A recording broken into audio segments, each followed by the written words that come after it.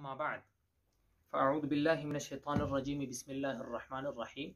قال الله تبارك وتعالى في القرآن المجيد والفرقان الحميد: واعتصموا بحبل الله جميعا ولا تفرقوا. وقال النبي صلى الله عليه وسلم: إنما بعثت معلما، أو كما قال عليه الصلاة والسلام. زه د تحفظ عقاید علماء دیوبند د یو مجلس د طرف څخه یو څو خبرې ستاسو په خدمت کې د عبدالخالق سیفي فسادي په باره کې وړاندې کوم، او امید لرم تاسو ټولې واوري او د خطرناک ترین گمراه کن دروغجنو عقایدو څخه ځان راوتړي. عبدالخالق د څو زمانې څخه چیلنجونه وایي د مناظرو، او موږ و طرف ته دغه ضمیر راجع کوي چې جعلي دیوبندیان، او دی په خپله دا وایي، یعنی معنا دا ده چې دی اصل دیوبندی دی. زه دا وایم که ته چیرې اصل دیوبندی تا په خپله په خپلو ویډیوګانو کې او ته په خپله اوس هم د دې قائل یې چې ته غلام حضرت یا پیر سیف الرحمن د تمامو عقایدو نظریاتو قائل یې، نو بیا ته څنګه دیوبندی؟ او که ته سیفی بریلوی او یې د سیفیانو بریلویانو تر احمد رضا خانه پورې ستی تر ټول فرقې پورې د فرقې ضاله ګمراه فرقې د ټولو د علماء دیوبند په باره کې د کفر فتوا ده، او ته په خپله بالله دغه اجازت راکوي چې په مردار اوبه ورګډ سو د ده سره. دا قسم په خدای که د علم په عین پوهېږي او په الف او په با یې سر نه خلاصېږي، تر نن ورځې پورې د دا سړي قرآن کریم یعنی په تجوید باندې نه دی زده. بل دی چې د کوم سړي قائل دی او د ده په ویډیوګانو کې ما اوس مخکې هم ویلو او مخکې مې هم ویلو، دی په خپله دا وایي د ده چې کوم پیر دی یا د ده د پیر مکمل دا خبرې اقرار کوي او په خپلو کتابو کې دا لیکلي دي چې دیوبندي علما کافران دي، او د دیوبندي علماو څخه بعد تمام پاکستانی تنظیمو والا وتی ته وایم ته یا د حق په نامه سره سیاست کوي چې په هره نامه سره سیاست یا سپین مسلمانان. زه ستاسو څخه دا پوښتنه کوم د نېشنلیانو په باره کې، نېشنل پارټۍ په باره کې مکمل د کفر فتوا قائل دی، کفر فتوا ورباندې لګوي. پښتونخوایان وتی ته وایم د محمود خان څخه راونیسي تر کشر پښتونخواني پورې د کفر فتوا لګوي. او د عثمان کاکړ په باره کې چې کله مولانا طارمان صاحب جنازه وکړه د په هغې په باره کې رد باقاعده کلیپ موجود دی، ګندګي یې پیلاو کړې ده، بدبو یې د ویډیو څخه راځي. نو د دې سړي به سړی څه جواب وکړي؟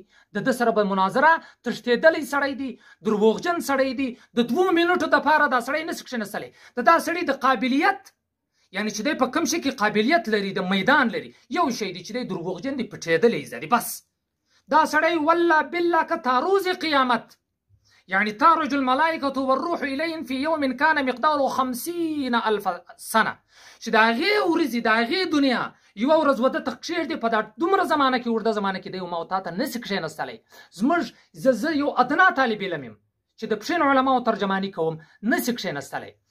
بل د تبلیغي جماعت په باره کې وایي چې دا فرقه جبریه ده، او مولانا الیاس رحمه الله تعالی په باره کې وایي چې دا زندق کافر دی، نعوذ بالله من ذلک. نو ستاسو څخه دا درخواست دی چې دا انتهایی غلیظ سړی دی، دا فاتح نه دی، مفتوح دی، دا صرف غازی گفتار دی، دا صرف خبره کوي، نور هیڅ نسی کولی. بس ویډیو جوړه که او دروغ وتړه او بیا پټس.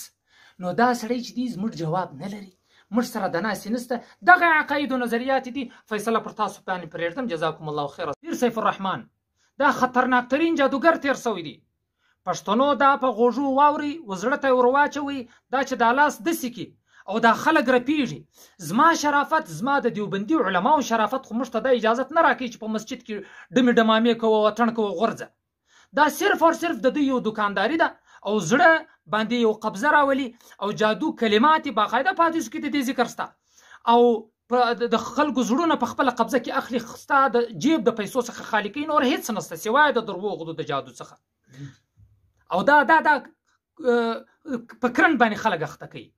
دویم د یعنی دغه پیر سیف الرحمن چې غلام حضرت یې مورید دی او دی د غلام حضرت شاګرد دی، دی غلام حضرت دغه عبدالخالق سیفی بریلوی فسادی دروغجن دی دا وایي چې غلام حضرت د حق معیار دی، حالان کې د تمام علما او اهل سنت والجماعت پر دې باندې اتفاق دی چې د حق معیار صرف اور صرف صحابه کرام دي. فإن آمنوا بمثل ما آمنتم به فقد اهتدوا. یعنی کچیرې ایمان د صحابه ورکم نه وي دا ایمان نه دی. زه دا وایم زما د دیوبندي علماو عقاید او نظریات دا دي چې معیار حق صحابه دي، او دی دا وایي عبدالخالق سیفی بریلوی فسادی چې معیار حق غلام حضرت او غلام حضرت مورد دي د سیف الرحمن او سیف الرحمن په عقایدو کې موږ دیوبندي علما کافران یو، یعنی معیار حق صحابه نس واستای فیصله وکي. جزاکم الله خیر. السلام علیکم.